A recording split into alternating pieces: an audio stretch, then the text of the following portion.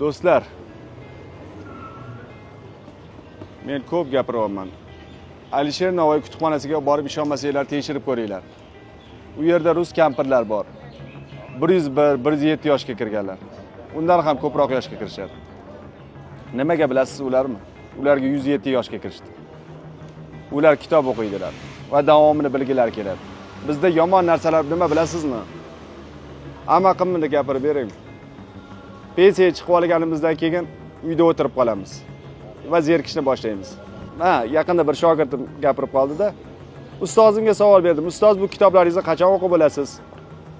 Qachon bu tamom bo'ladi? Birinchidan kitoblarim aynib qolmaydi. Ertaga pensiyaga chiqaman-ku, nima qilaman? Kitoblarimni o'qib o'tiraman. Agar kitob o'qimasangiz, uzoqqa yetib borish qiyin. Yana bir narsani gapirib beraman, Mirzakorim Norbekovning gaplari. Bir kuni Mirzakorim Norbekov otasiga savol berdi. Ota, nima uchun siz do'stlaringizga qo'shilmaysiz? Do'stlaringiz juda chiroyli, kostyum shimlari bor, mashinalari bor. Siz yosh bolalar bilan o'ynaysiz dedi. O'ynaysiz dedilar.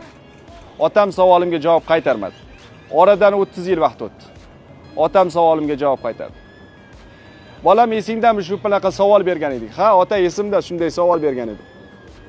Otam aytdilar. Shu havas qilayotgan do'stlarim qayerda? Ada, bittasi ham qolmadi, hammasi o'lib bo'ldi, bitta siz qoldingiz. Bolam, bilarmiding meni astmam borligini? Bilarmiding meni yuragim bir marta infarkt bo'lganini? Agar meni u do'stlarimga qo'shilganimda nima bo'lardi?